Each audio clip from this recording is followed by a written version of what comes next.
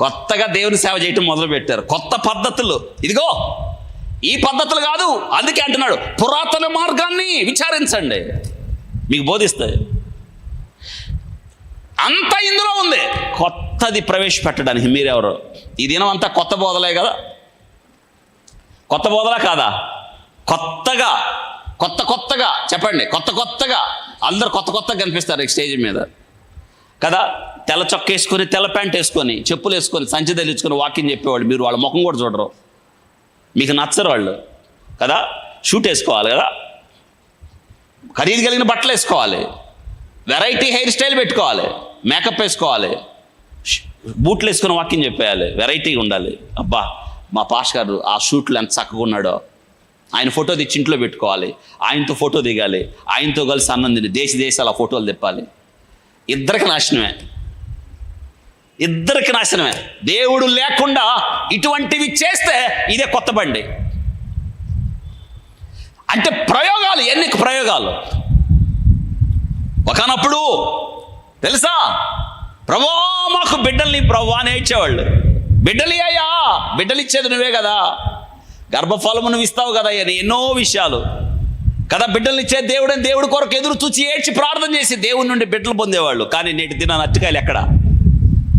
Where is bananas? ఇటు పోతే అరటికాయలు, ఇటు పోతే యాపిల్ కాయలు కదా. కొత్త బండి, కొత్త యాపిల్ కాయ. నిజంగా దేవుడు చంపడం మొదలు పెడితే, యాపిల్ అన్నవాడిని చంపితే, అరటికాయలు అన్నవాడిని చంపితే ఎంతమంది ఉంటారు? కొత్త బిడ్డల బండి కదా. విచిత్రాలు, స్టేజీ మీద పడేయటాలు, దేవుని పక్కన పెట్టి సొంత ఆలోచనలు, సొంత పద్ధతులు, కొత్త ఎడ్ల బండి. జాగ్రత్త, ప్రమాదం. ఎడ్ల బండి మీద ఎక్కకూడదు, భుజాల మీద మోయాలి. ఇది దేవుని సేవకుడు లక్షణం. భుజం మీద మోయాలి మనం, తెలుసా. భుజాల మీద ఎత్తినప్పుడు మందసం మనం కనిపించం, భుజం మీద ఉంటుంది. శిరస్సు ఉంచుకొని మందసం మోసుకుంటూ వెళ్తాం. మోసేవాడు ఎవడో కనిపించేది ఏంటి? మందసం. ఇది నానా మందసాన్ని కింద పెట్టి మందసం మీద ఎక్కుతున్నారు ఈ పనికి మానవాళ్ళు కదా. ఎంత భయంకరమైన సేవగా మారిపోయింది. వాక్యంలోనే చెప్పకుండా కొత్త ఎడ్ల బండి ఎక్కడి నుంచి వచ్చిందంటే, ఫిలిస్తీన్లు అనుసరించిన మార్గాన్ని వీళ్ళు కూడా ఎక్కడో గుళ్ళో కనిపించే అరటికాయలు, గుళ్ళో కనిపించే పలహారాలు ఇది తెచ్చి ఇటు మీద పెట్టి కొత్త ఎడ్ల బండి. దానివైపు ఆకర్షితులు అవుతున్నారా కదా. ఒకనప్పుడు గుడుల్లో, గోపురాల్లో, చెట్ల కింద, కొండల మీద కనిపించేవి ఇవన్నీ నేటి దినాన వాటిని తీసుకొచ్చి కొత్తగా దేనిలో ప్రవేశపెట్టారు. నిజమే కదా. వీళ్ళు తెలిసిన వాళ్ళేగా, ఎప్పుడు చెప్పే వాక్యం అక్కడికి పోదాం, అక్కడ స్వస్థతలు ఉన్నాయి, అక్కడికి పోదాం.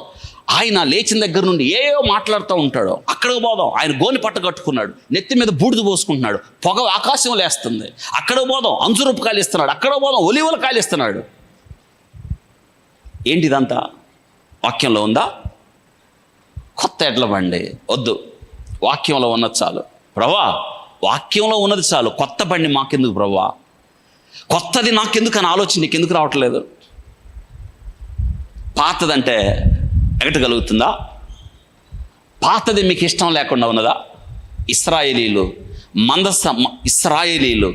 మన్నాను తిని అనుభవించి బలిసి, వాళ్ళ వాక్యంలో ఉంది, బలిసి వాళ్ళకి కొవ్వు పట్టి, ఇశ్రాయేలీలంట కొవ్వు పట్టి మోషేతో అంటున్నారు, సవిసారము లేని ఈ, ఎంత ధైర్యం అండి వాళ్ళకి, సవిసారం లేని మన్నానా.